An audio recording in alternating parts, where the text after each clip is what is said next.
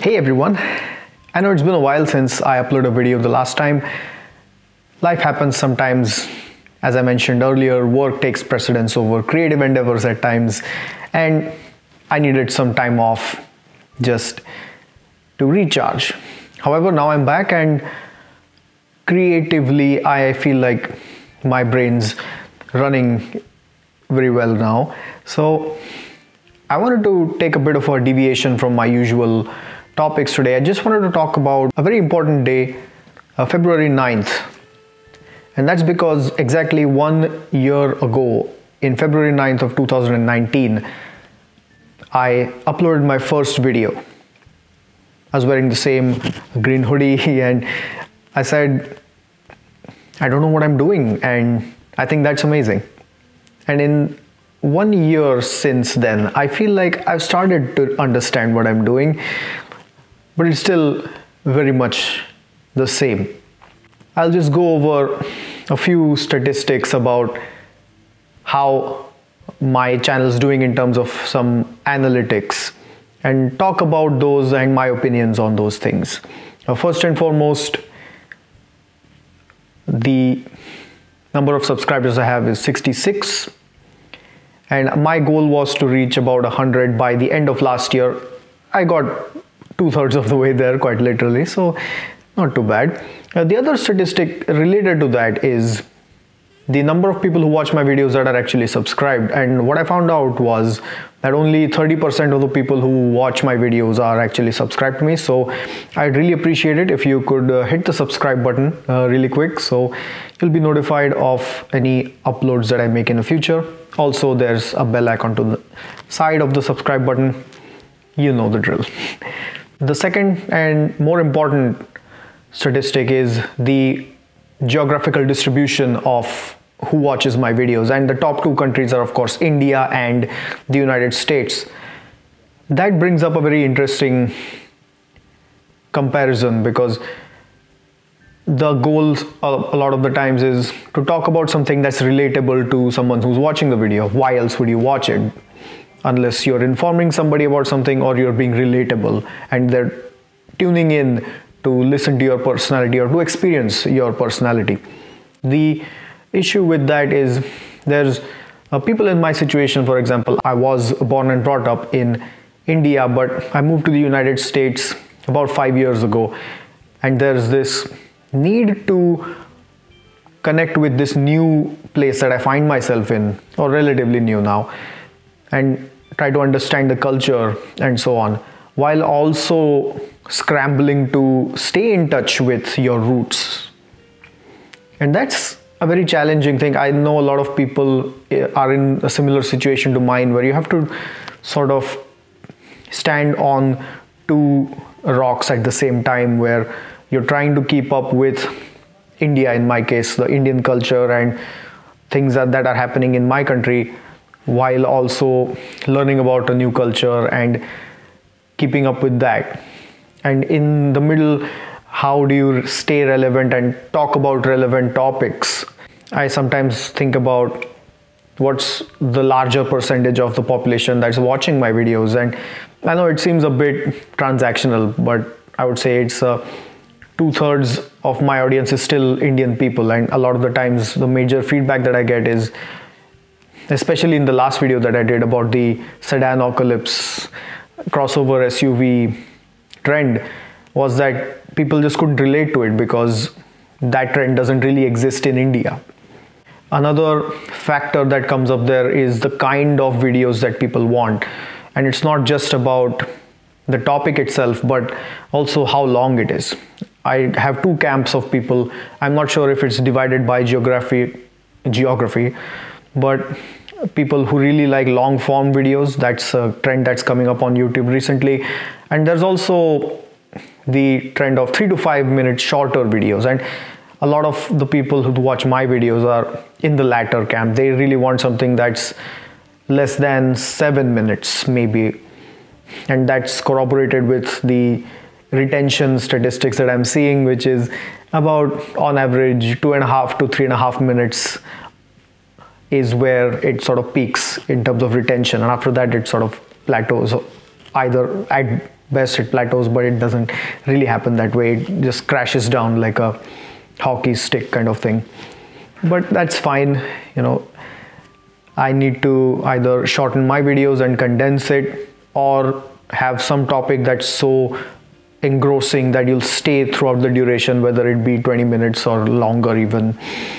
That the greatest anomaly of that is the second video that I ever made, which was about gate crashing opportunism and playing to my strengths. That was something that a lot of people watched, or maybe it was that people watched in chunks or repeatedly, perhaps. That's, I don't know how that works, but the retention for that was quite high. A lot of people, I think it was the intersection of something being relatable, informative, and engrossing at the same time, because I was genuinely pouring my heart out there. Another factor, of course, is the frequency of uploads. I don't really upload quite often, maybe twice a month or once a month sometimes, and the algorithm, as they say, really favors someone who uploads every day even. And the goal is not really about creating an online following or something like that. The main reason why I started doing this was the logical extension of my blog, which is the written form of online presence, let's call it. As it comes to extending the blog, I feel like I've been doing a good job of it, because sometimes writing takes a lot more, or the creative process needs a bit of change to really get back into the swing of things. And I feel like that I did a good job of that. By making videos, I looked at a different aspect of what writing is, instead of just writing and then going back and changing things, the normal flow of writing a blog. It was more about write like you talk and talk like you write. There's a huge difference between the number of words you can read in a minute versus the number of words you can speak in a minute, for example. And that was something that was really interesting, because I can tend to ramble. That's what happened initially. I used to write everything down and look at notes and try to be more of that writing self, let's say. But now it's more of just me in front of a camera, just talking, while also looking at the timer and seeing, okay, am I rambling, or have I made my point or not, right? Another important factor is the age group. Now, most of my views come from 18 years to 34 years, that age group. And I need to obviously think about what relates to them and my own experiences.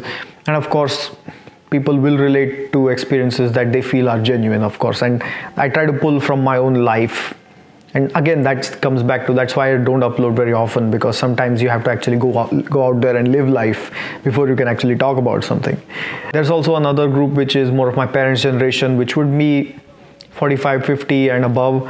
A lot of people also watch that, and even if they don't directly relate to it, they do offer a greater degree of feedback.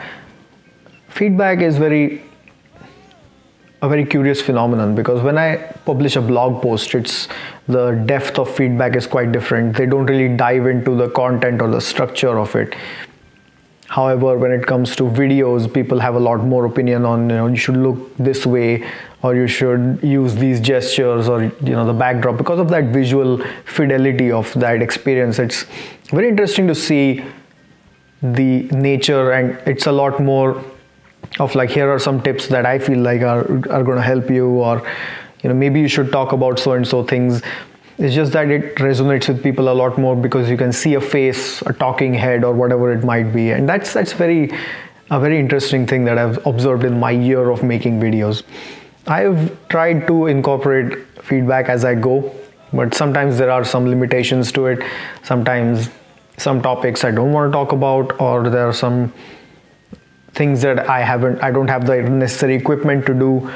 And it all goes back to the goal of, it's just me, I'm wanting to talk to the outside world in a way that I feel like resonates and adds something to the greater conversation, and moves it forward, rather than just ranting or making some just fluff material, let's say.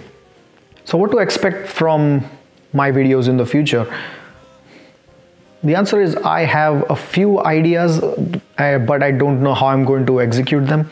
I might just have a bit more of a semi-structured approach. I'll continue with that while playing around with different techniques like using other footage or B-roll footage or maybe graphics, things of that nature to put my point across. But the core will remain the same. I just want to talk about things that interest me particularly and hope that it will resonate with other people. But on the flip side, also be open to suggestions from the audience about what I should be talking about or what they want to hear from me. So I'd like you to comment on this video just with your suggestions about what I should talk about or what I should cover in the future. I would really appreciate that, and it would be great to further this conversation as we go forward. So yes, this video has been all over the place, but thanks for sticking around. Thanks for being so active in your participation, and until next time, goodbye and good night.